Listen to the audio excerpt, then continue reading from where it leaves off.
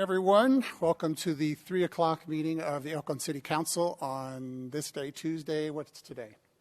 April 11th. I'm going to call this meeting to order and ask the city clerk to call the roll. Mayor Wells is absent, all others present. Very good, thank you. Okay, would you all please join me in the Pledge of Allegiance? I pledge allegiance to the flag of the United States of America and to the republic for which it stands, one nation, under God, indivisible, with liberty and justice for all.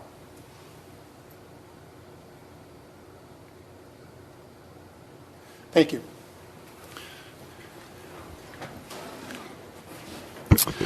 The city clerk posted orders of adjournment of the March 28, 2023 meeting and the agenda of the April 11th, 2023 meeting in accordance with state law, city council, and housing authority policy.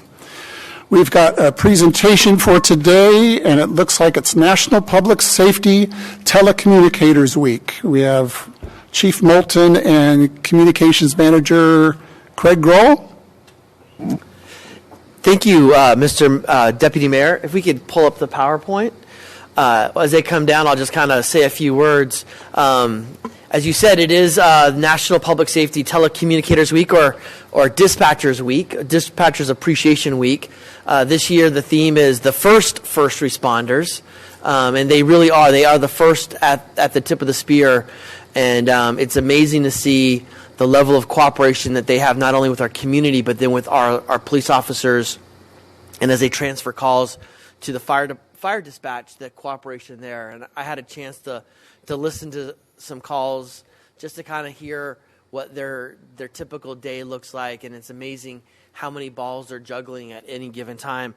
I like this. Last year's was Dispatchers, Nerves of Steel, Hearts of Gold, and they really do have to have a real thick skin, but at the same time, they are talking to people at their absolute worst moments, at times when people are horrified. I heard calls of a plane crash from several years ago, and things falling from the sky, and people living their worst nightmares, and the 911 caller or the 911 dispatcher was calm and collected, gathering the right information to help direct the fire department to exactly where to get to. We have an amazing team of dispatchers. We have our police dispatch center. Craig Grohl is the manager of that center. But we rely on a joint powers authority for all of our fire dispatch with a lot of other cities in East County and other parts. So we also rely on them as well. But Craig and his team are our employees, and I want to thank them. And Craig has some amazing supervisors that work with him, and then a staff of between 11 and 13, depending on how full we are at any given time, of dispatchers that are handling every call imaginable. So with that, I'm just going to turn the time over to Chief Moulton to issue a proclamation. Yeah, good afternoon, Deputy Mayor and Council. Thank you so much for taking the time to recognize our communications staff.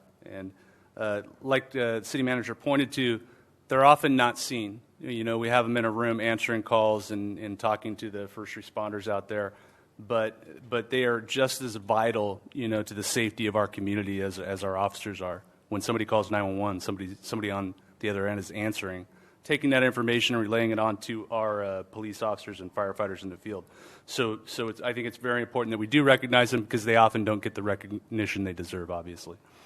So I grabbed this proclamation and realized I did not have my readers. So I will not read all of it, but I will read the fine points.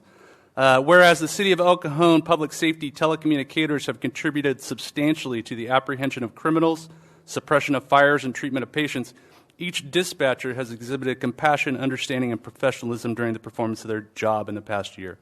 Now, therefore, Bill Wells, Mayor of the City of El Cajon, together with the City Council, do hereby proclaim the week of April 9th through 15th, 2023, to be National Public Safety Telecommunicators Week in the City of El Cajon, in honor of the men and women whose diligence and professionalism keep our city and citizens safe. And accepting this proclamation will be the Communications Manager, Craig Grohl. Thank you. You want to have a speech? Craig, you speak for a living. Would you like to say a couple of words? I'll just say we have an incredible group of men and women in the center that do an incredible and professional job day in and day out, and they're the best team, and I'm happy to work with them and have them on my side.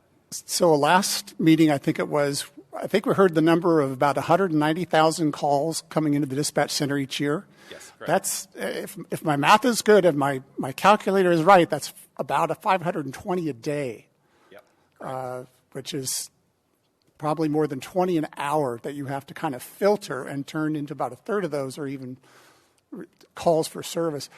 How do you not have a jumbled head of words in your head? The pressure, the filtering, the decision. How do you do it? It takes a lot to put it all together and keep everything straight. Technology has come a long ways from the time that I started. When I started, everything used to be done on a note card and right up the room on a conveyor belt. Now we have, between 7 to 10 computers per workstation that they're managing to keep all the calls and information straight, and they have a lot of tools and things that they can use to help identify where callers are coming from and to help them get aid to where they need to. So it takes a lot of technological skills nowadays to do the job, and so it takes a special person to do it, and we have a great team. They're absolutely phenomenal. Tell them thank you. Before you go, let me see if any of their council members have some comments. Deputy Mayor, you literally took exactly what I was going to say about the 190,000 calls, 520 a day, almost 2 calls per person, 1.75 calls per person in the city. That's an incredible feat. I'd put our dispatch up against anybody. I don't know if there's dispatch Olympics, but I think we'd get the gold if there was one. And if there's any new technology emerging that would enhance your job or make it better, please run it up the flagpole, because that's a lot of calls, and we want to do everything we can to support you. Great, thank you. Good. Well, thank you. And please tell your staff we appreciate their skill, their professionalism, and certainly the safety they provide to our residents and businesses. Thank you very much. Great, thank you for your kind words and the recognition. Appreciate it. Okay, moving on to agenda changes. Staff, do you have any agenda changes to today's agenda? Yes, Mr. Mayor, we've added an agenda, we'd like to add an agenda item entitled Declaration of Emergency for Storm Drain System Repairs and Continuation of Emergency for Wells Park Restroom Conditions. If council would like to add that to the agenda, we would recommend adding it after agenda item number 7, which is the debrief on Measure P, as part of the administrative reports. Sounds good. I think I'll call that 7B for the agenda purposes. Okay, council, any changes from the agenda? Nope. Good. Okay, so I believe motion to accept the changed agenda. Is that right? That's correct. Okay, do I have a motion? So moved. And a second? Okay, please vote. Motion carries by unanimous vote of those present. Okay, we'll add that one on 7B. That takes us on to consent items. Consent items are routine matters enacted by one motion according to the recommendation with the concurrence of the City Council. A council member or a person in attendance may request discussion of a consent item at this time. Council members, do you wish to pull any consent items? Nope. Staff, do you wish to pull any consent items? No, sir. And before we vote, Angela, do we have any speaker cards on agenda items? Yes, sir. We have 2 cards for item 3 and 4, both by the same person. Okay, why don't we have that person come on up? Truth. Good afternoon. Hello, good afternoon. This is Truth, and I'm back here again mostly because Bill invited me to return. So it's all his fault that you have to hear me. But that's okay because we have numbers expert Steve still here. Okay, so now back to serious business mode. Hopefully more jokes later. First, I noticed that further information about item 3 is not in the agenda. It's only mentioned as a consent item. Luckily, I know all about this kind of item because I've encountered it before at other city councils. Isn't that interesting? This is an unethical item that proposes to approve ordinances on the agenda by only reading the title, waiving the state law requirement to read their contents in full. The public will inevitably be deceived into thinking you council members pass something that sounds good, but maybe in name only, because without the fine print, they'll never know. A book naively judged by its cover, a contract with city government signed without having a clue as to what's really in it. The excuse often given for this new unethical direction is that, quote, such reading could substantially delay the meeting and limit the time available for discussion of items, end quote. If the reading of ordinances really lasted that long, which y'all know it doesn't, then it's clear that the ordinances are too long for the public and you council members to be passing in the first place. Did you think about that? I ask, how did give me liberty or give me death turn into give me convenience and give me death in just a couple hundred years? Shout out again to Bryant for that line. Most times, the hard road of extra work and extra time spent is worth it to make sure things are done right. And when you've got the people of the city of El Cajon's lives and futures at stake, why wouldn't you commit to ensuring due diligence for them? It's also said that state law requires that ordinances be read in full, either at the time of introduction or at the time of passage. But honestly, even reading it only at the time of passage is a rather crooked state law. So I ask, why would you council members want anyone to even remotely suspect that you're trying to hide something by not reading an ordinance's contents? It's better to reject this item and give people a reason to trust your words, actions, and ethics. So that's an official seal of disapproval for the record of the minutes. Thank you. That's it for that one. Okay, before we go on to item 4, Mr. City Attorney, what are your thoughts? Well, I don't want this to be published out there, but I disagree with truth. And that's the part I don't want out there, is that I disagree with the truth of the matter. But the fact is, we can adopt this ordinances, we can waive reading of the entire ordinance and direct reading by title. It's not only commonplace, it's acceptable and it's legal, and I wouldn't change the procedure. Some of the ordinances that maybe some may say are too long, they probably have to have certain requirements in them, don't they, to become a legal ordinance? Yes, we have to have an enacting clause, and it's in our charter, actually, because we are a charter city. We can do things a bit differently than the general law that applies to most other cities. But we do have an enacting clause that has to be in place. We do have time limitations on when we can pass and adopt an ordinance from introduction to adoption. Our charter also deals with the exception for having a second reading on certain ordinances too.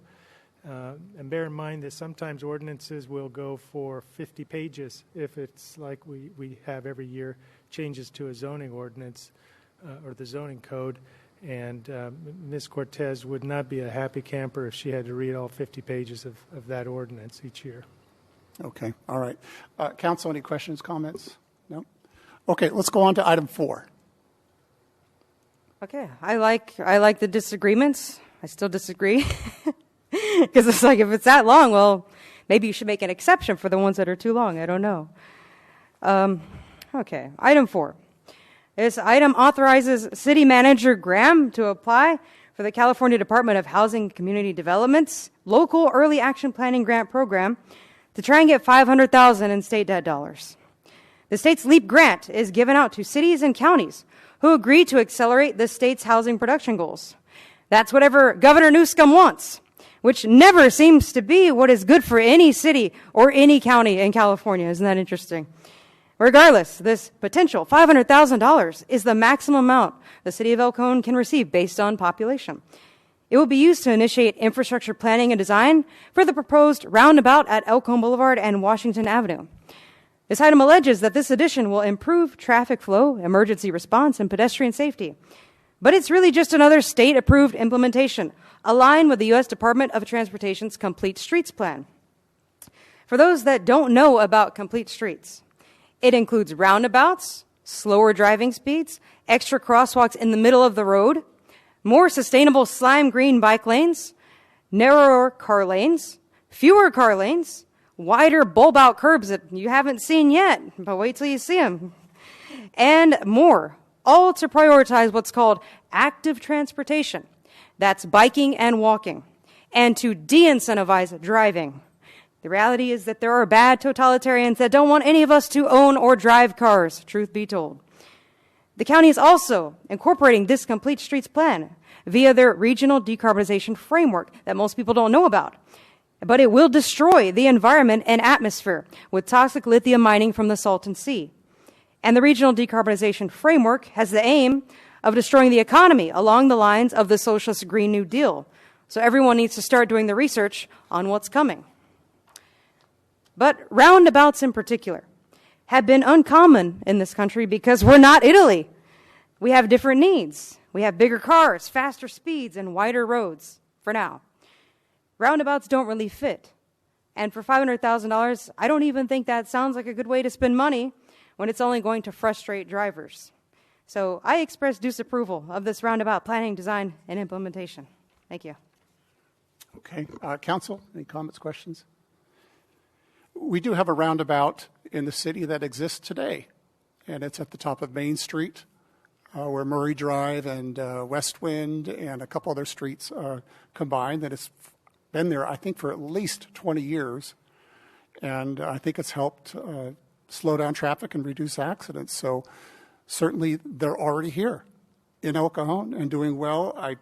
I do hear often about speeding in El Cajon and the safety, and certainly these roundabouts are indeed an active transportation to help manage the speeds and safety in an area. So I think it would be irresponsible of us not, on behalf of the people of El Cajon, to accept $500,000 in grant money to help accomplish these goals. So I support staff's recommendation on this item. Okay, Council, I think we've had all the public comment. Any other public comment, last minute? No other public comment, sir. Sounds good. Okay, I'll take a motion to accept the consent agenda. So moved. Okay, all those in favor, please vote. Actually, just please vote. Motion carries by unanimous vote of those present. Okay, sounds good. Okay, now is the time for public comment. At any time, any person may address a matter within the jurisdiction of the City Council Housing Authority, successor agency to the El Cajon redevelopment, that is not on the agenda. Comments related to items on today's agenda are to be taken at the time of the item is heard. State law prohibits discussion or actions on items not on the agenda. However, City Council and Housing Authority members may briefly respond to statements or questions. Any item may be placed on a future agenda. Andrea, do we have any speaker cards for public comment? We have one speaker, sir, and it's Truth. Sounds good.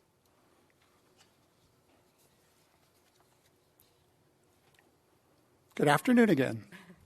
Hello again, still Truth. That's crazy. Over 100,000 people here, and I'm the only one who has something to say. That always scares me. But good argument, Steve. Who doesn't want $500,000, right? Last meeting on March 28th. Graham, you said there could be a white paper on the automated license plate reader cameras' privacy, or lack thereof, prepared by the Sheriff's Department.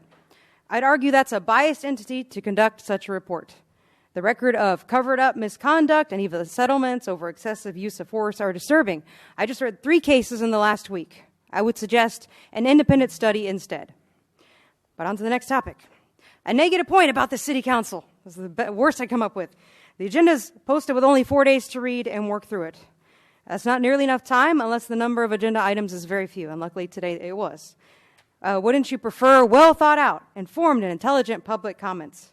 And to avoid the public from being intimidated by a daunting agenda where they stay home, civically unengaged. That being said, this is actually my 5th meeting so far this week, so no excuses for anyone. And here's the positive. It's great that the meeting videos are all available for download and available rather quickly. Staff's got that down. And let me add that everybody here is pretty nice. It's El Cajon, right? So next, the state of the city address. By the time I made it there, I was starving. I ate before the meeting, but speaking always burns so many calories. So I enjoyed that hummus with carrots quite a bit. The coffee was good too. Thank you, taxpayers. Unfortunately, I didn't catch much of Bill's speech, but I did agree that things have been looking up here in El Cajon. Clean streets and the previously empty buildings are now open as new good businesses.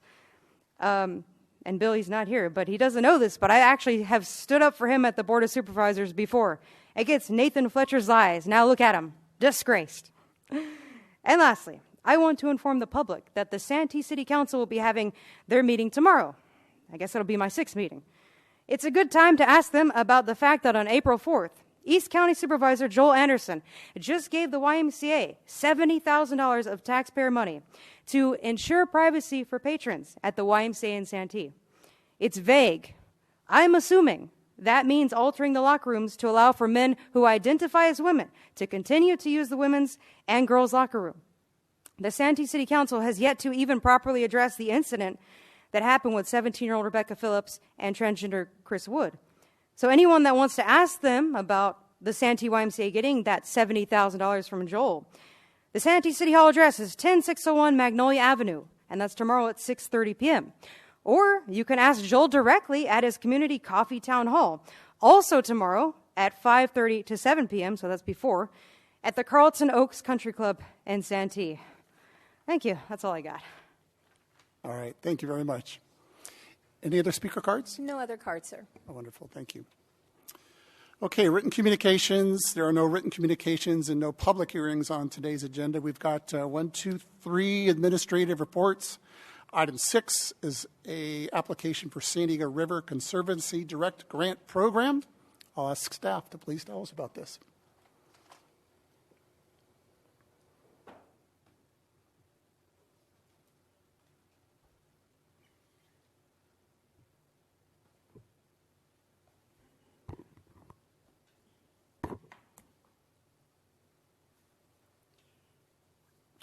Right. Good afternoon, Mayor, Deputy Mayor, and council members. This item is basically a grant application that we're requesting authorization for, and it's the San Diego River Conservancy Direct Grant Program, and the project name is Trash Capture Devices for Storm Drain Inlets. So a little bit of context about the San Diego River Conservancy, if you recall. They're a non-regulatory state agency established to restore and enhance the San Diego River area. And they're comprised of 17 members of a governing board consisting of state and local representatives. And this call for project will fulfill that goal for the Conservancy by protecting its natural resources in the San Diego River and its tributaries, including Forester Creek and all the other channels. The Trash Capture Device Project complies with the State Resources Control Board Trash Reduction Implementation Program, which cities are required to have full compliance by 2030. And this map is kind of hard to see, but in the city we have over 1,500 storm drain inlets, and the project that we're applying for is within the 350 locations within the disadvantaged communities, and about 250 are planned for that area. So it's just a sample schematic of a trash capture device, and they're built per location. They're custom made, and it's going to show you another picture of a before and after installation here. It's kind of hard to see, but you can see all the sediment that's collected in the inlets on the left-hand side before, and after they do the maintenance, that on the right is after the inlet has been cleaned. So just to give you some context. This is our proposal. We're for 350 trash capture devices. We have about $500,000 of public match for a call for $5 million from the San Diego River Conservancy. And that should cover us for the next 2 years for 350, and that includes all design, implementation, and maintenance of these storm drain inlets or trash capture devices. And our recommendation from staff is authorizing to submit a grant application to the San Diego River Conservancy. And with that, I'll be open up to take any questions. Okay, thanks for the report. Let me see if we have any questions, Council. Yeah, I have some questions. Sure. Okay. The first one, how many devices were we looking at purchasing? 350. 350. And those are basically along, did I see the one in that map? Right there in the... They're all, okay. Oops. So they're all going along the 8, or is it all where all the... yeah, all throughout... All the little red dots. All the little red dots within the yellow outline. So it's just along the 8, down off of Chase, Washington, Marshall Avenue, and near the airport. So Just Okay. they're scattered everywhere. Okay. Next question is, we're just getting the grant. I'm going to sneeze. We're just getting the grant, and we have to maintain those devices, correct? Correct. Okay. And then, how strong are these devices? And I know this may seem kind of morbid, but say there was large objects or a body, would they capture that? Yes, I mean it's a 12 gauge steel, so it's going to hopefully capture anything. happens. Yeah, but it happens. But they're more or less they're not going to fit in a curb inlet. It's small. And so are we buying all three styles, or is there one All particular different style? styles, correct. All three Yeah. styles, because it just depends on the location as to what type of style Exactly. goes in there? Right. Okay. And let's see. And these are, we are buying these from where? Well, actually, we would design the project and push it out for a request for advertisement or request for bids from a contractor. So an RFQ will go out? RFQ. Yeah. Yeah, and then we would spec out the trash capture devices, and if the contractor has an equivalent, and if it's approved by us, then we can go with that as Okay. well. And how soon do you think we can implement these? Purchase, quote, purchase, install? Probably after the grant gets approved and signed off, we're talking about 1.5 to 2 years. Okay.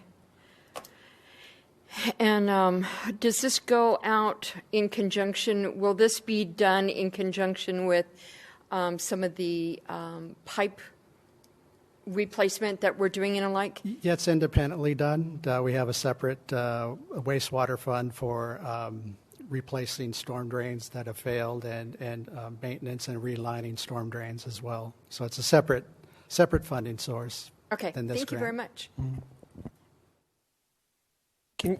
Thank you for the report. Can you just speak a little bit to some of the benefits of installing these trash catching devices with regard to public works and our stormwater channels and how it's going to benefit the, yeah.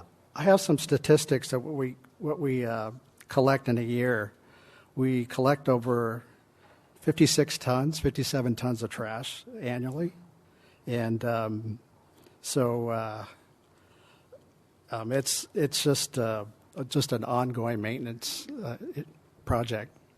Is this going to allow us to? Is this going to allow us to remove that debris quicker because it's in different spots? Yeah, in essence, you'll have cleaner water downstream. That's the whole goal of the Conservancy and this project. Got it. The other thing to mention that under the Regional Water Quality Control Board's mandates on local governments, this is a requirement. We have to do this project whether it's grant funded or not at some point. So the fact that we found somebody to help fund it, that's a good thing. So it helps defray those costs. But as you said, Mr. Ortiz, this will actually help downstream not only keep the water cleaner, it actually saves time in bringing a bulldozer into the storm channels and removing them that way. Is this funding going to give us all of the catches that we need in the city, or is this just, are we 50% there? We're probably about 25 to 30% there, and then the rest we'll have to find other funding sources. So the to do rest of the 350 only gets us to about 15 to 20% there. Wow. Okay. Thank you. Sure. Education. So a lot of this is picking up trash that gets into the waterways.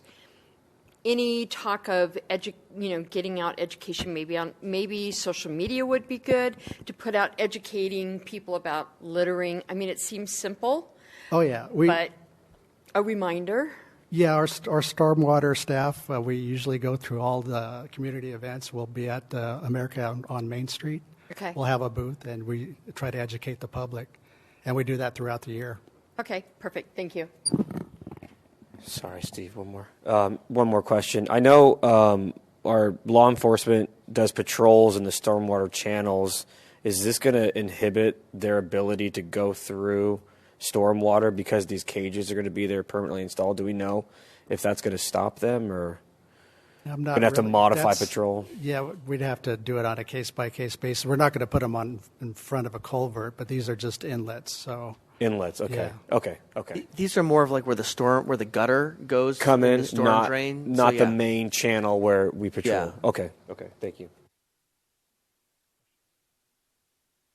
Do we use sensors at all to find out when there's a blockage or anything like that? We have sensors that monitor our sewer for storm drain. We don't have any. Yeah, but all our sewer locations we have sensors and monitor the flow for any overflows and so forth. Okay, great. Okay, that's questions. Do we have any speaker cards on this item? We have one, sir, from Truth. Thank you, Mario.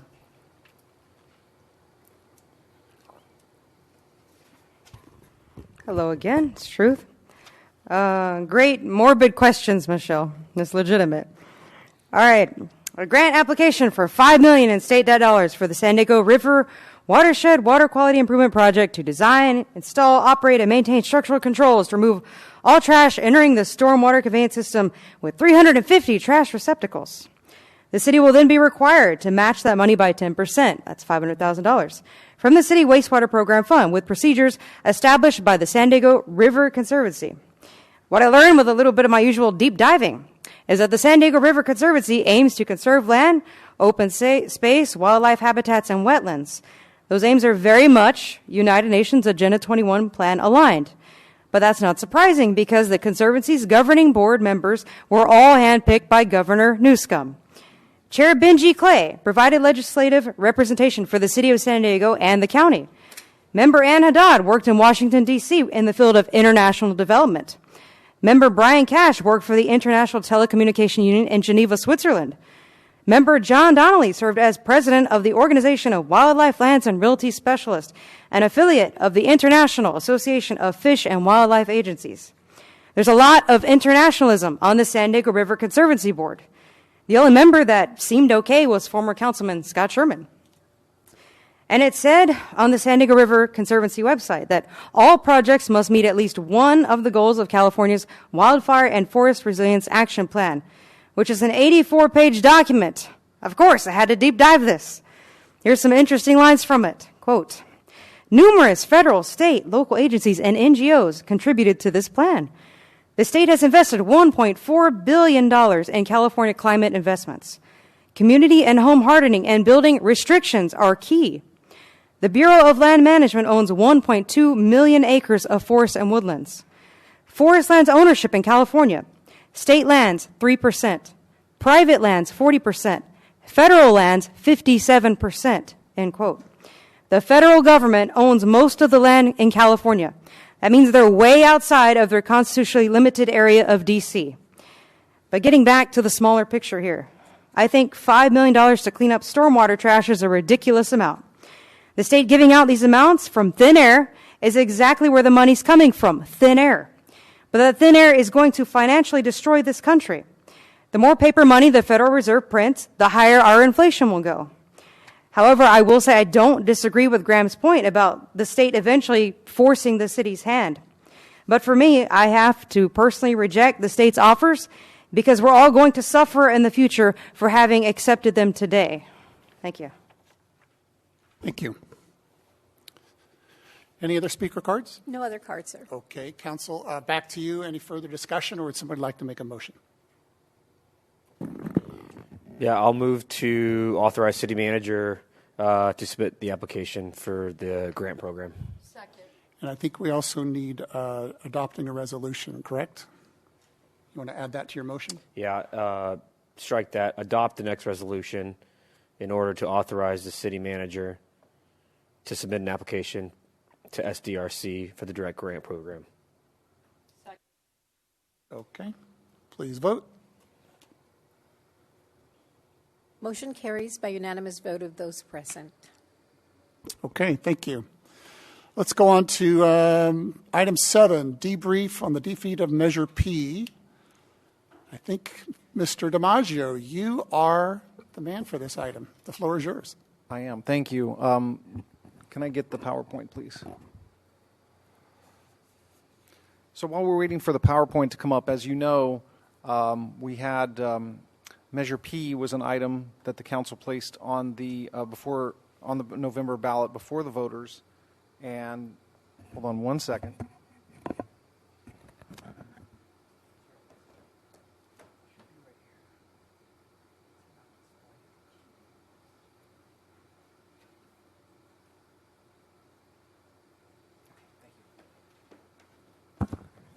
Okay, so the City Council placed the item on the November ballot before the voters, and it failed.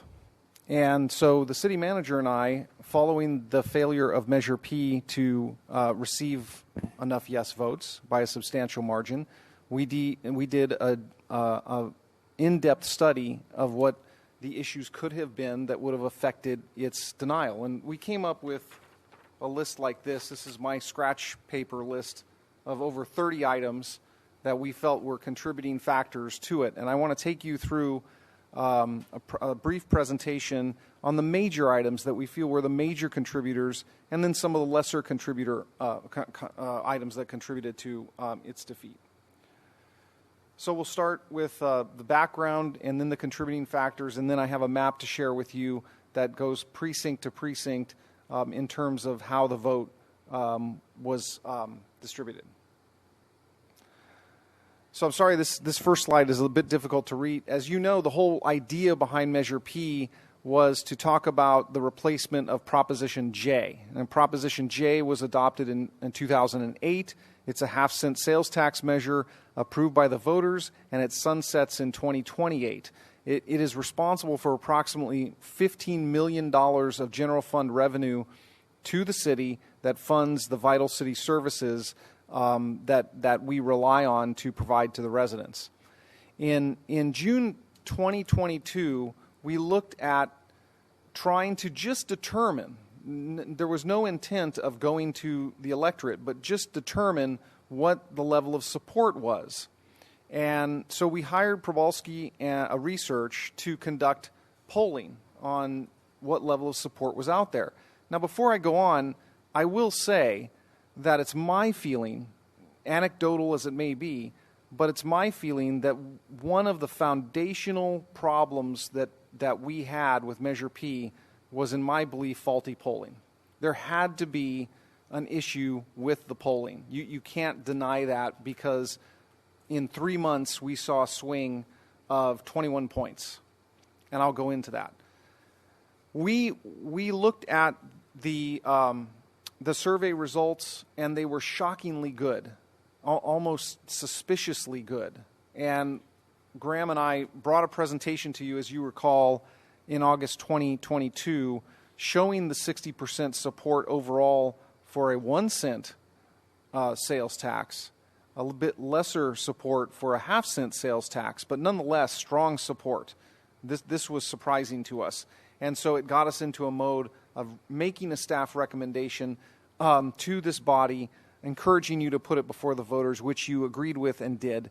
And then in November 2022, we, of course, got the results of it not passing. So why? What were the contributing factors? First off, there was a fairly short window to convey the significance of Measure P, but had the polling data been reliable, the short time frame would have not been as big of a concern, because the polling data indicated there was such strong support for it. We didn't feel in our analysis that a 60-day window between putting it on the ballot and having the voters consider it was all that bad, because the baseline support was already there.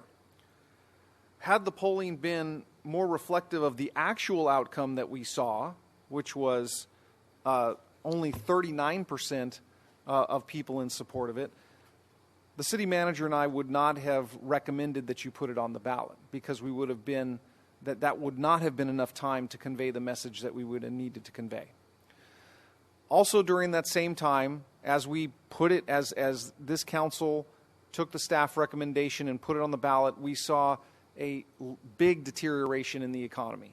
The Federal Reserve began in May to raise the prime lending rate, and from May to November, with 6 75 basis point hikes, you saw the prime lending rate go from 4% to 7%.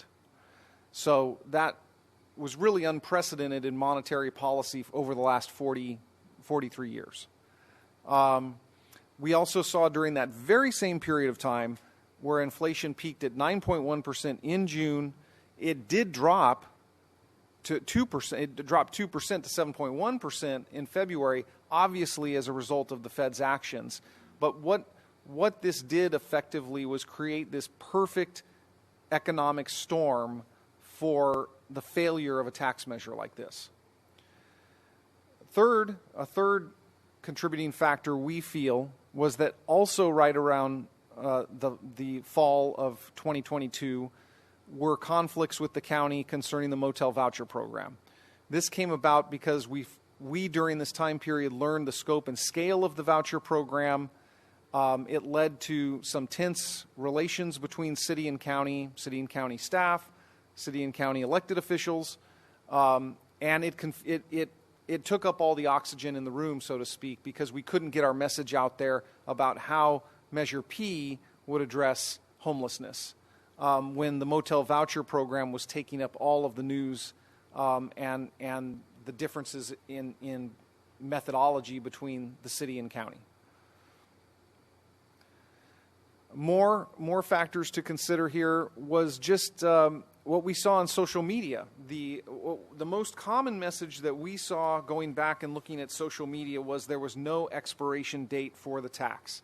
So despite the fact that we included pretty unique taxpayer safeguards, the major one being that this council can suspend or lower the tax depending upon the revenue stream that was coming into the city in any given year, that wasn't convincing enough. People don't want to vote on something that doesn't have an expiration date. Prop J was supported in most cases because there is an expiration date, 2028. People want to know something's going to come to an end. There was also a division in local Republican politics. Now, all 5 city council members are Republican. They are in tune with the local situation with regard to revenues, the need for Prop J and its eventual replacement. That's not the case when you expand out to the regional Republican Party, which spoke against this many times on radio and television and had the bullhorn to do it when you're on radio and television so frequently. And so in regional Republican politics, there was this schism between it's a new tax, we don't support that, that's not our party's platform, but the local elected officials, which happen to be part of the same party, but realize that from a local standpoint, this may not have been what we wanted to do, but it was what we really had to do. And that divide was part of, I think, the messaging that went out to the electorate, and that was a contributing factor. And then, of course, we didn't message for either long enough or properly the implications of not renewing Prop J. What happens if the half-cent sales tax goes away? We tried.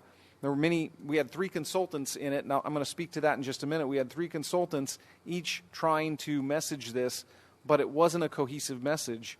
And so the public still doesn't really understand what happens if Prop J goes away or when Prop J goes away in 2028. And that will have to be a message that's communicated if this city pursues a renewal of a Prop J or a Measure P or whatever happens in the future. Another contributing factor we saw was that with the exception of the firefighters union, which did tremendous work, I mean, no doubt, I can't speak more highly of the firefighters union and how I was, looking at everything that they did to push this over the finish line. We didn't have any other involvement by any other employee unions, and very few unrepresented employees played a role in this, much unlike the stories that I've been told about Prop J, where you had union members on telephones making phone calls, urging people to vote for it, talking about the importance of it. There was a full court press of employee union involvement in 2008 during the Prop J. There wasn't that type of involvement in this instance. And as I mentioned, another contributing factor was we had multiple consultants. We had the Fire Safety Union consultant. We had a consultant for social media. We had Probalski and research that was involved. We had 3 consultants, each putting out their own message, each not really coordinating with each other. In one case, there was a significant personality difference between 2 of the consultants that didn't want to work together. It didn't make for a good strategy to move the project forward, to move the initiative forward. Some minor factors that we feel contributed to it.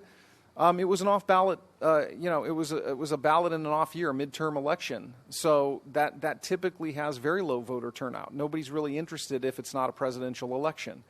It rained heavily on election day. If you didn't fill out your mail-in ballot, or you just like to go to the polling place, which many people do just for the experience, pretty much weren't going to do it on that day. It was a bad weather day. There was no community involvement in the campaign. There was the Chamber of Commerce did not participate in any real sense. The Economic Development, local East County Economic Development Council did not participate in any reasonable sense. So there was no real community involvement of other groups, social groups, fraternal groups, anything like that. Again, timing could have played a factor there. Next, there was again, Democrats are typically the ones, and I'm not trying to paint a broad brush here, but Democrats are the ones that typically support tax initiatives. But there was no Democrat or Democratic issue or candidate on the ballot that would encourage Democratic turnout to the polls.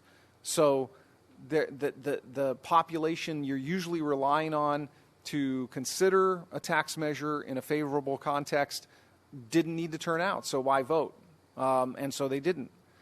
And then our approach. Was our approach too aggressive? Was 1 cent too aggressive because we wanted to do so much more with $28 million than holding the line, which is essentially what we try and do with the $14 million that backfills the budget that we currently have. We wanted to do a lot of things with the money that we were that would have been raised by it. So those were other factors. Now I want to show you the map, and I hope you can see it okay. If you look at almost the maroon color, those are precincts where over 70% of the voters voted no.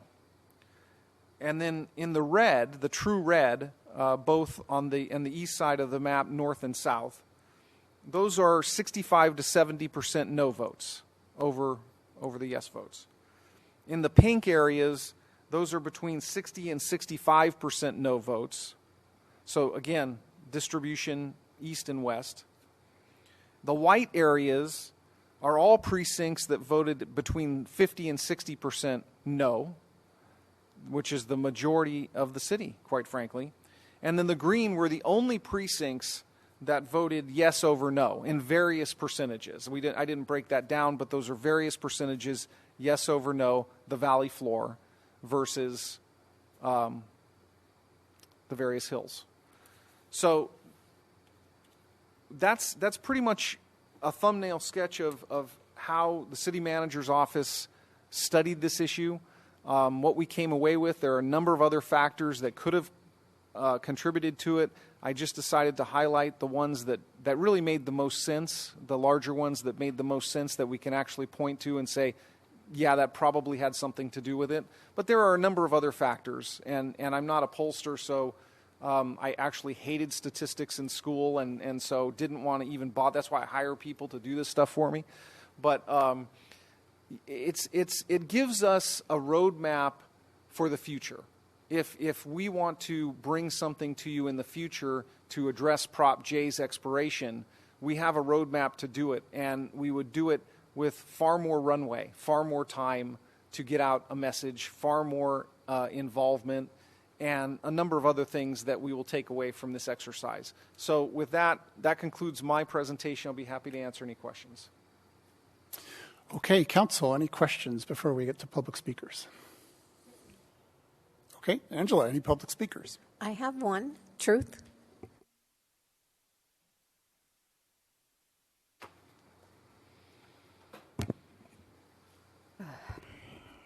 Hello, still Truth here. So I'd say, talk about refreshing to hear any election result being even slightly questioned. So this item says that last year, Pobalski Research conducted polling to gauge the level of public support for a 1-cent sales tax known as Measure P to replace Prop J. The polling showed solid support at 60%, along with support for investing in public safety, police and fire, homeless encampment remediation and homeless intervention programs, economic development, and capital improvements. And despite that public support, the November election result was almost exactly the opposite of what the polling had indicated. Measure P was not expected to crater and reverse into a defeat. Well, it's thanks to people at the corrupt Register of Voters, like Michael Vu, for example, that we've had digital craters all over our elections process. Under Vu in Cahoga County, Ohio, they had absentee ballots invalidated because they were counted twice, shortages of ballots, misplaced ballots, and votes cast by unregistered voters. So not only craters, but votes can end up in black holes. So when this item insists that the polling methodology had to be flawed, I lean towards disagreement. It's a pattern here. And when staff goes further to say the Federal Reserve curbed inflation and that 2022 was the perfect economic storm to kill a tax measure, I have to correct that flawed statement and say that the Federal Reserve actually causes inflation by continually printing more paper money backed by nothing. And that's the economic storm we're in the eye of. We haven't seen the end of it yet. The socialist handouts that used and are still using the excuse of COVID have contributed to people no longer spending money they never actually had in the first place.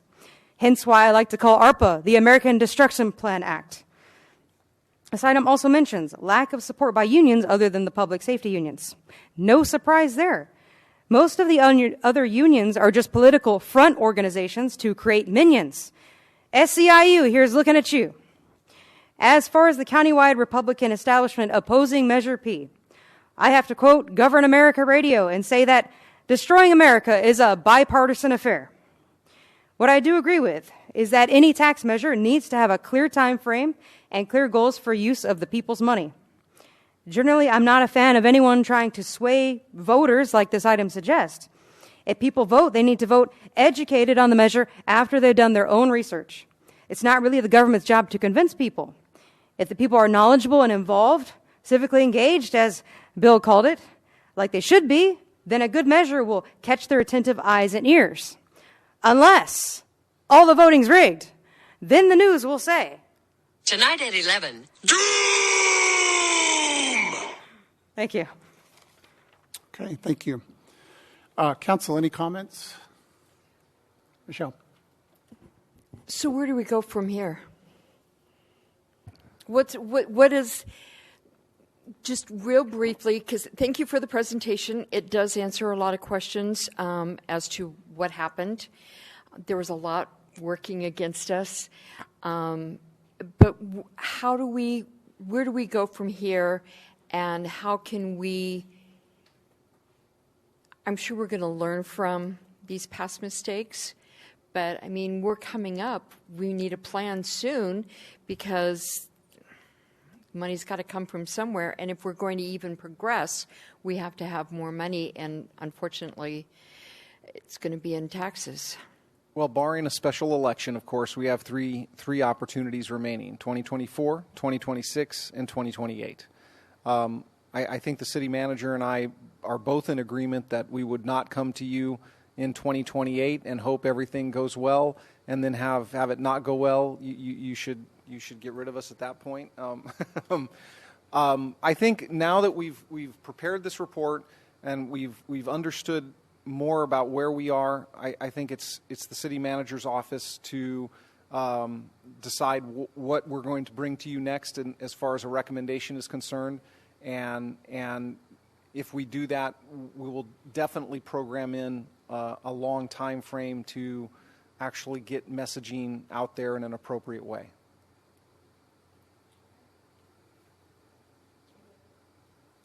I've got a couple of comments.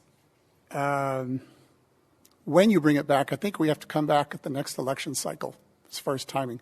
The reason is Sandag's transportation plan counts on 3 quarter-cent tax increases over the next 8 years or so. MTS, facing a $50 million structural deficit, probably will come with its own quarter-cent sales tax.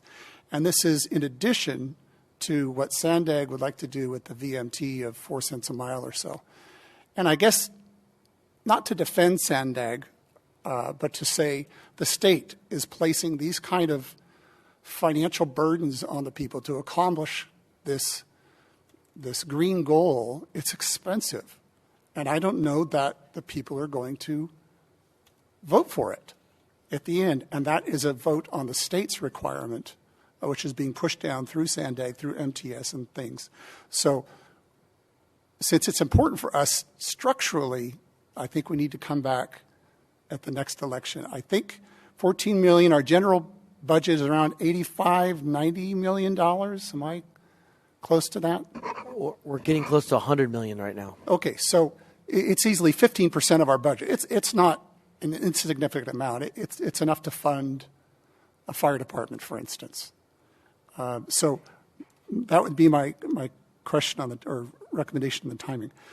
As far as a limited involvement, I think the council put handcuffs on all these organizations, the labor unions, the chamber, the ECDC. We voted to put this on the ballot in 60 days. So we got to own, we didn't help anybody out.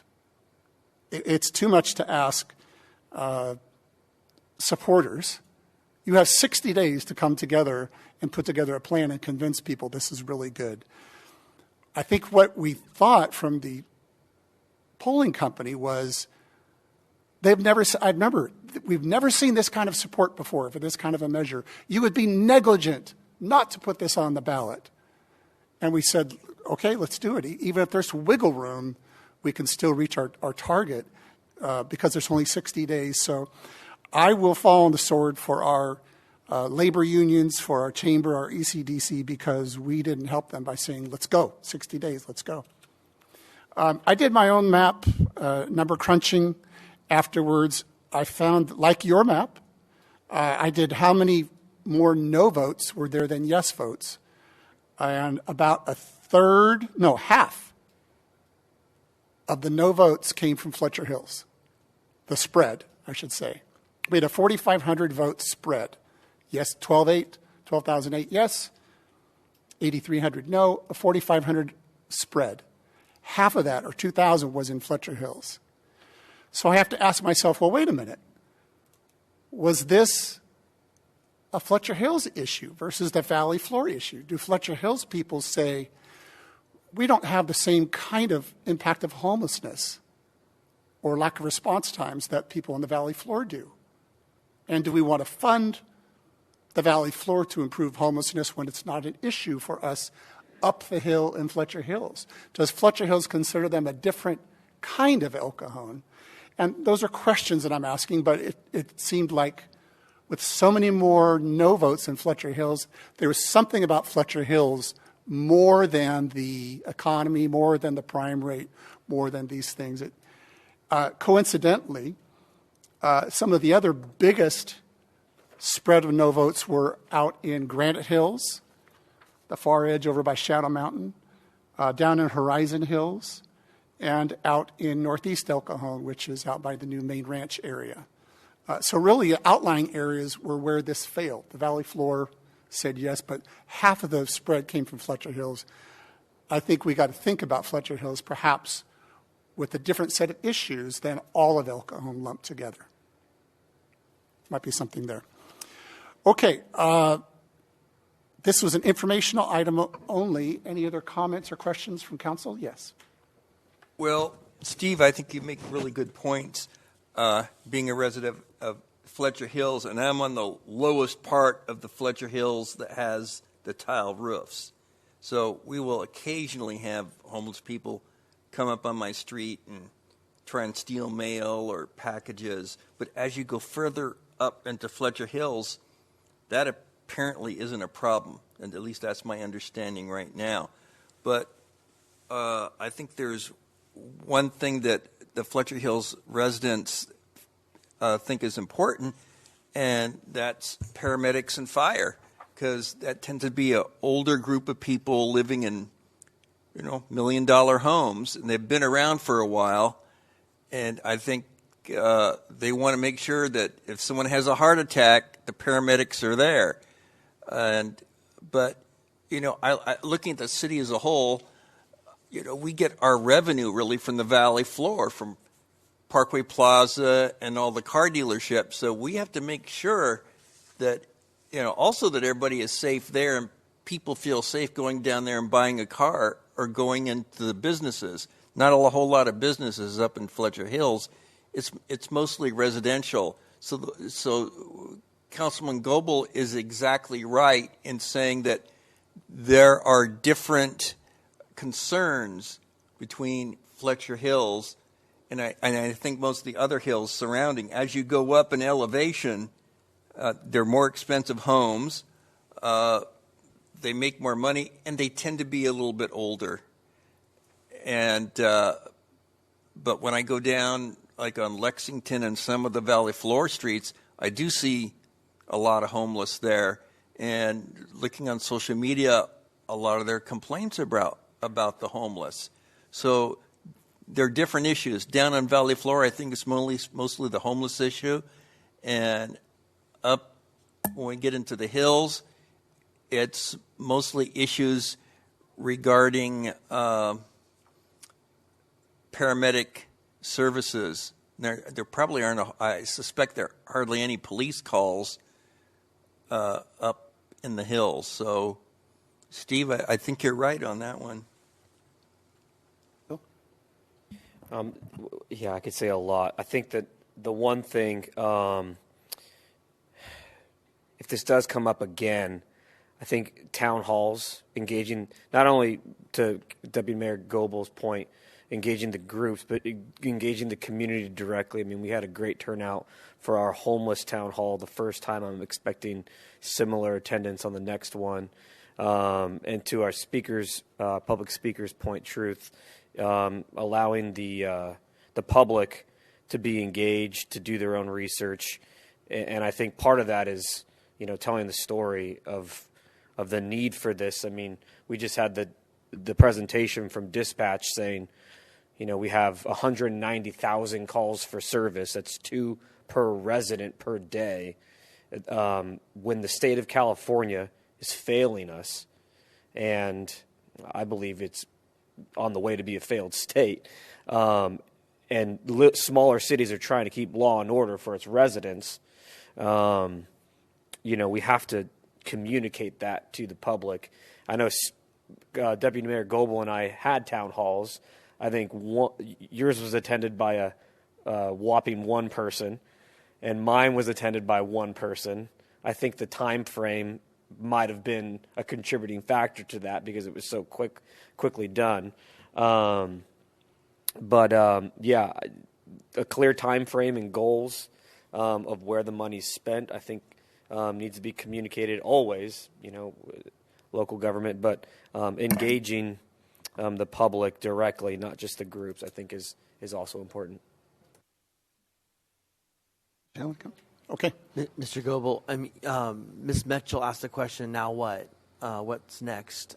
So as part of the budget, we will be including some funding for some polling data to get a sense of where to go. I think Mr. Goebel's exactly right. I think it probably has to be the next election. I think the decision has to be made sooner so we have more runway to engage with the community, engage with different groups about what their interests are and what their needs are. As you know, staff is handcuffed in terms of the campaign. We cannot be involved with the campaign. So there were some things that we wish we could have been a little bit more involved with. But I think if there was more time, those things would have been worked out on their own without us having to violate the law. We think that as we poll, we think that we're going to only focus on extending the proposition Prop J. Makes more sense. And I think the big question that we have to answer as part of the polling data is, do we go for a general sales tax measure which only requires a 50% threshold for approval, or do we consider a special sales tax that would focus on public safety or the issues that the community really wants, which requires a 2/3? There are some reasons why you may want to consider the 2/3, but I think we need to flush that out with some data. I think we need to see where there is a pending ballot measure coming up on the 2024 statewide propositions that will require all things to have that, even retrospectively. So we may want to beat the curve and start considering that already. So those are some of the things that we're starting to think about right now that we need to get in front of the council probably by the end of the summer, at least having some initial conversations about where to go.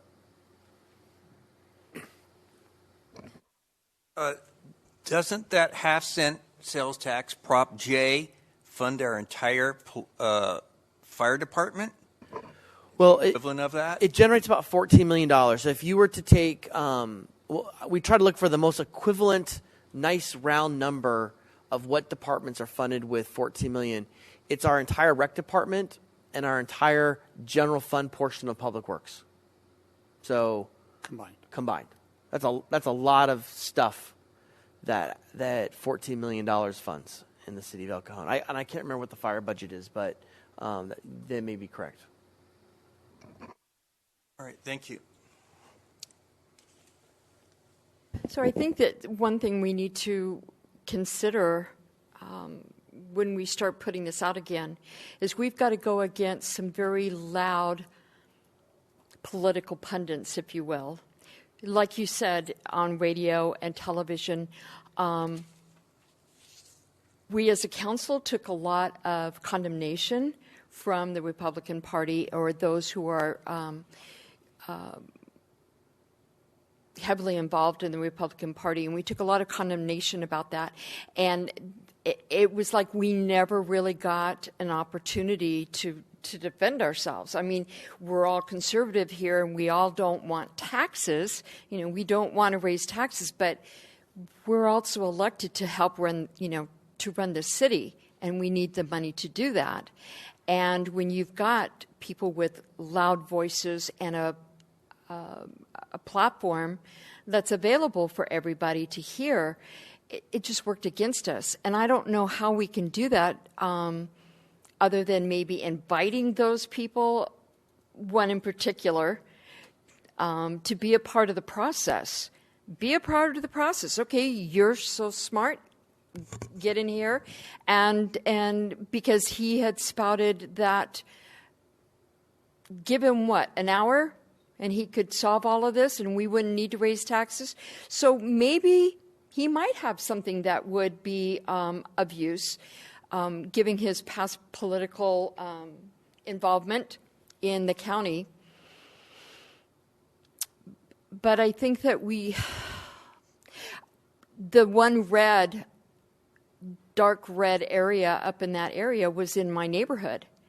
And those neighbors are homeowners. Most of them are homeowners. A lot of them are very conservative in that particular neighborhood.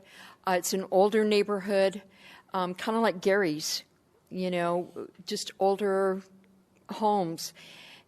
I don't know what else we can do. We can't campaign, but then we also need to educate. And then there were a couple of other detractors that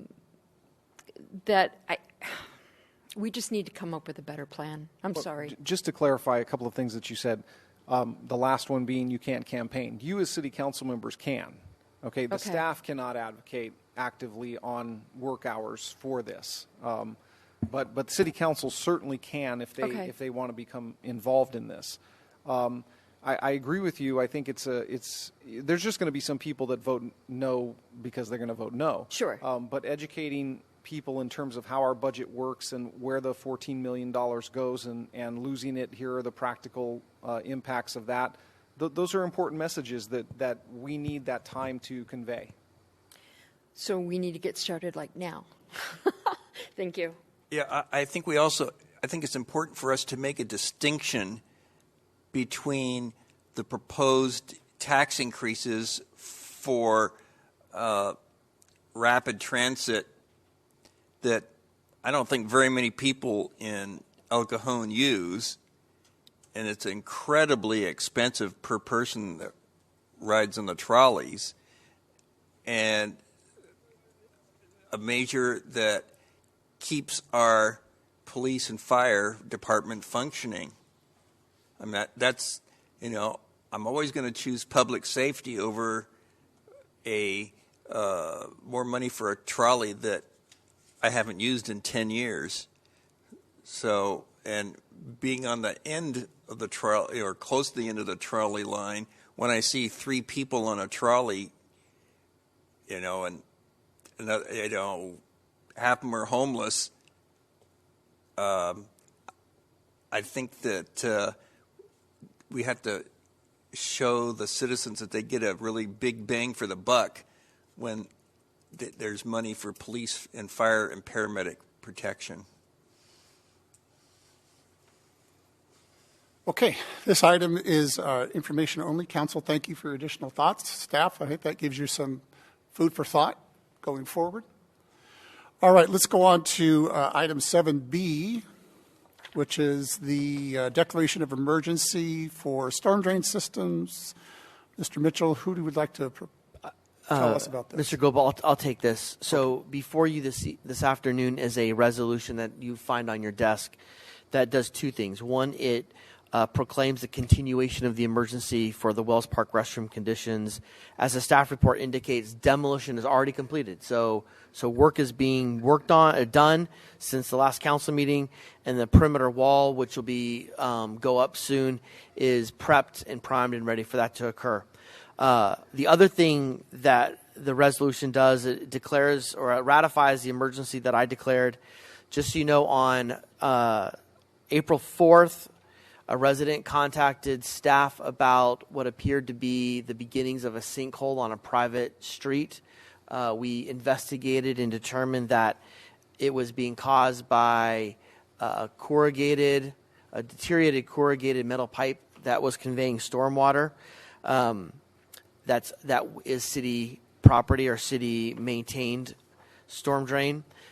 Several days later, this actually on Sunday, the 9th, further down the line from that same pipe, another sinkhole began to form on Granite Hills in the public right-of-way, same exact pipe. So it's clear after we have scoped it with a camera that there's a lot of deterioration, that the pipe is failing, and if we don't take care of it soon, there'll be not only the growth of those 2 sinkholes, but other sinkholes and other damage to private and public property. So because of that, I declared an emergency to begin construction or repair work immediately. So this resolution would ratify that emergency and establish a budget of $100,000 out of stormwater or wastewater operation budget to make that repair. So with that, staff's here to answer any questions. Public Works is here to answer any specific questions that you may have about the pipe itself. Sounds good. Before we get to council questions, Mr. City Attorney, this is okay to put on the agenda having not been published 72 hours in advance because it's an emergency? Yeah, thank you, Deputy Mayor Goebel. We probably should have put it as a part of the motion, or at least to recognize it, but it was in the report that you've all been given, that in order to add it to the agenda, you have to make findings, and those were presumed that something came up after the posting of the agenda. There isn't time for us to wait till the next meeting, and you needed to have a 4/5 vote of the members, which is unanimous vote for the 4 of you to add it to the agenda, and you complied with each of those elements earlier to put it on the agenda. Now you'll need to ratify it, I think, again by the same 4/5 vote. Sounds good. Okay, good to know we're all in good graces here. Council, any questions? The first question, there wasn't any current damage to property or life right now with that, is there? I'll let Ms. Ariano respond to some of those specific questions. Honorable Deputy Mayor, Council members, Yasmin Arellano, Public Works Director. Actually, I have some pictures that I could share with you this afternoon.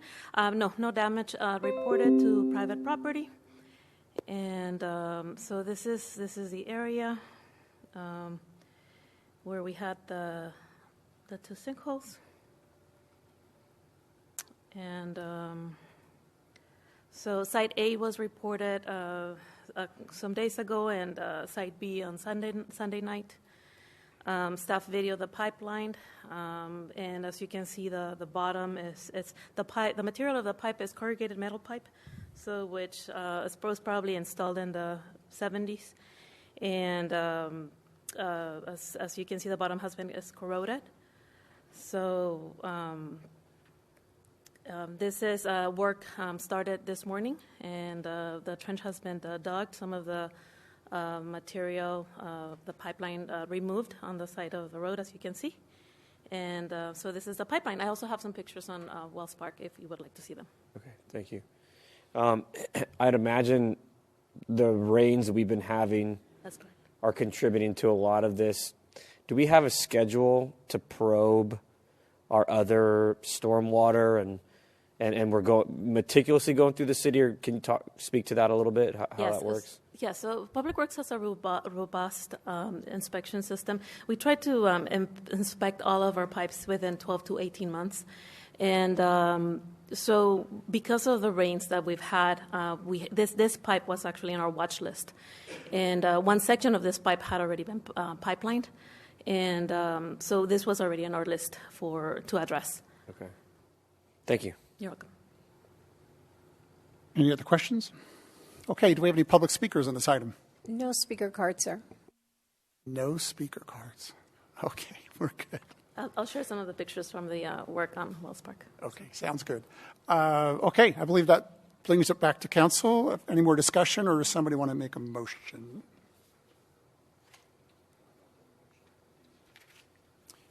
Do you have a slide that has the council recommendation on it by chance?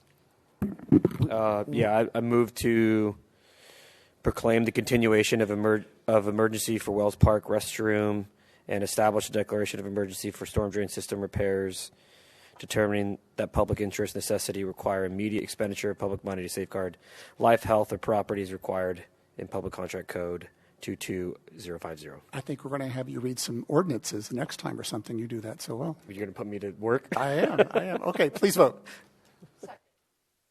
Thank you. Motion carries by unanimous vote of those present. Okay, that takes us to activities reports. Mayor Wells says item 8 is his activities as reported. Councilmember Kendrick. As reported. Councilmember Mitchell. As reported, and I have a couple of comments to make.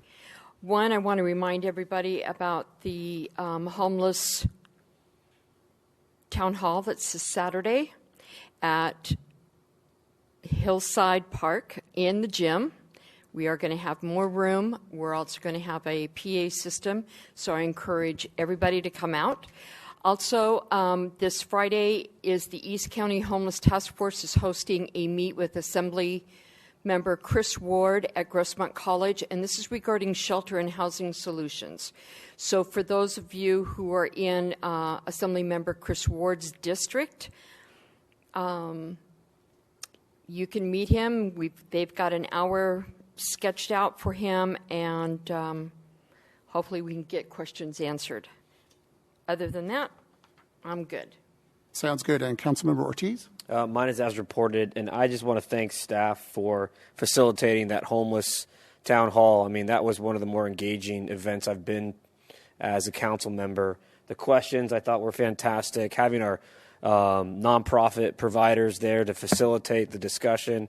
I mean, yeah, that was fantastic. I mean, great thing to build on. Yeah, great suggestions from the crowd. So I think if we can model that format in future, whatever it is, whatever the topic is, I think, it'll be a strong event. So thank you. Sounds good. I'm going to give my report, and then I'll ask if there's any public speakers on any of the council member reports, okay? My report, we had a closed session, an action from the MTS board last week that you all know. We took action to initiate an independent investigation using outside counsel. What most people don't realize is that Mr. Fletcher is still a member of the MTS board. He is still the primary voting member for the county. So he could return at any time and cast a vote as an MTS county member. So I'm looking for the county to change its slate of who the primary is and who the alternate is. And by law, by Public Utilities Code, it must be Mr. Fletcher's district and Ms. Vargas's district. It can only be those two supervisors because of Public Utilities Code law.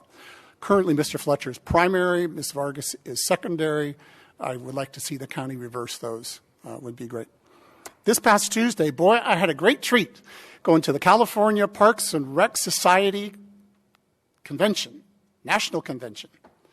Down here at the San Diego Convention Center, our own Frank Carson has served the past year as president of the board of directors. So we often don't talk about Park and Rec, but today's Park and Rec Day, so you got to kind of live with that. There's 482 cities in the state of California, many with Parks and Recreation Department. Mr. Carson has been an outstanding leader, not only to the city, but to the state as well.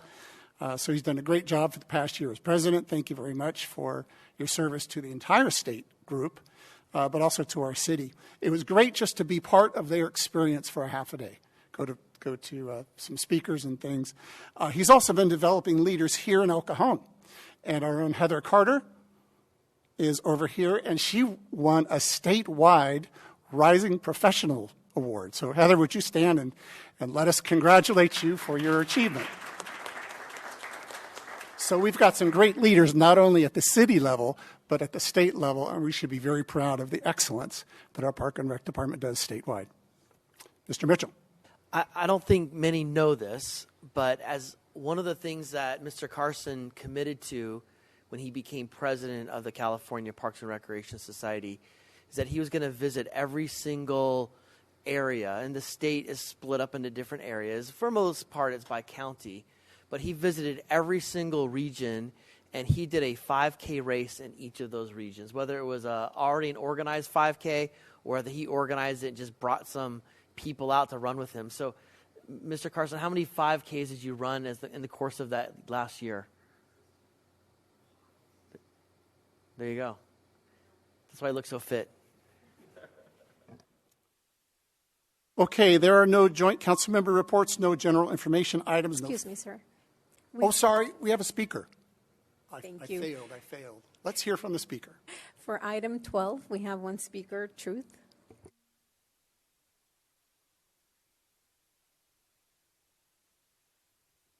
If anyone wants to know a pro tip, what you do is you sign up for whatever the last item is, and you can have the last say.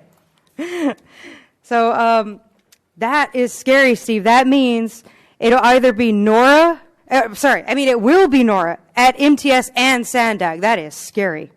I forgot to say, this is truth. And Steve, you were disappointed that I didn't speak on 7B, admit it. But I have a joke. I got a joke. Here we go. 1, 2, 3, 4, 7B. Graham declared a stormwater emergency. It's like Thumb Wars, but stormwater. Okay. So, Phil, your idea of town hall sounded good, but only one person showing up? Man, I guess I would recommend an aggressive social media campaign. Get on there, start causing a riot. Maybe that'll get people awake. So, yesterday, Phil, you attended a League of California Cities meeting. Here's some info about that organization. The League of California Cities pushes more fraudulent affordable housing in what is called infill areas. And when those Soviet-style, sustainable, slate gray, stack and pack prison block housing projects do get built, which is very rare, they look like landfill areas because they're ugly. The League also pushes what is called active transportation, which is a nice way of saying that they plan to de-incentivize driving and prioritize biking and walking. Or maybe those trolleys nobody's on. And the League also pushes for cap and trade extortion programs, where businesses and people will be forced to pay for naturally occurring carbon because climate. They don't care that plants need carbon to create oxygen for all of us to breathe. The League of California Cities also trains mayors, council members, city attorneys, city clerks, where they get to hobnob at fancy dinner seminars and learn how to implement their nonsense at the local level in order to transform the country one step at a time. The League of California Cities sponsors include Amazon, AT&T, Comcast, Cox, Genentech, Kaiser Permanente, Southern California Edison, SoCal Gas owned by Sempra, State Farm, Verizon, and Wells Fargo. Most of those sponsors being World Economic Forum partners as well. So those ideologies getting promoted are somebody's global goals being implemented locally instead of local goals that would be best for each respective community, such as El Cajon. So Phil, you can feel free to let me know what you think about that organization, whether your input has any weight there at all, or if it just serves as a taxpayer-funded trip where you can keep eyes on what's coming down the toxic pipeline. Thank you. Thank you. Okay, now I can say there are no joint council member reports, no general information items, no first or second readings of ordinances on today's agenda. That brings us to the closed session portion of the agenda, and I'll let the city attorney recite the title and lead us into closed session. Thank you, Deputy Mayor Goebel.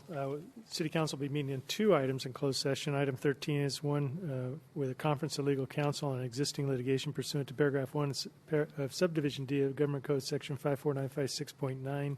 The name of the case is William Anderson versus the City of El Cajon. And the second item 14 is a conference with labor negotiators pursuant to Government Code section 54957.6. The negotiators are listed on the agenda. And the employee organizations that will be discussed are the El Cajon Mid-Management and Professional Employees Group, as well as the El Cajon Municipal Employees Association.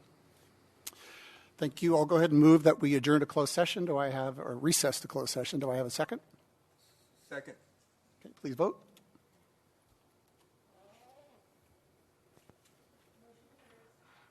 Motion carries by unanimous vote of those present. All right, ladies and gentlemen, we're going to break probably for about 15 minutes or so, I imagine, and we'll be back when we're done. Thank you. Ladies and gentlemen, we're back in open session. I'll ask the city attorney to report on actions taken in the closed session. Thank you, Deputy Mayor Goebel. The City Council met in closed session for 2 items. The first was a conference with legal counsel on existing litigation as described in the agenda. In that item, the City Council gave direction to our legal counsel involved in the case. On item 14, they met in closed session for a conference with labor negotiators for 2 employee groups as listed on the agenda and gave direction to the city's designated representatives involved in the labor negotiations. All right, thank you. That brings us to adjournment of the regular joint meeting of the El Cajon City Council, El Cajon Housing Authority, and successor agency to the El Cajon Redevelopment Agency, held this 11th day of April 2023, and it's adjourned to Tuesday, April 25th, 2023 at 3 o'clock p.m. Thank you. Have a good evening.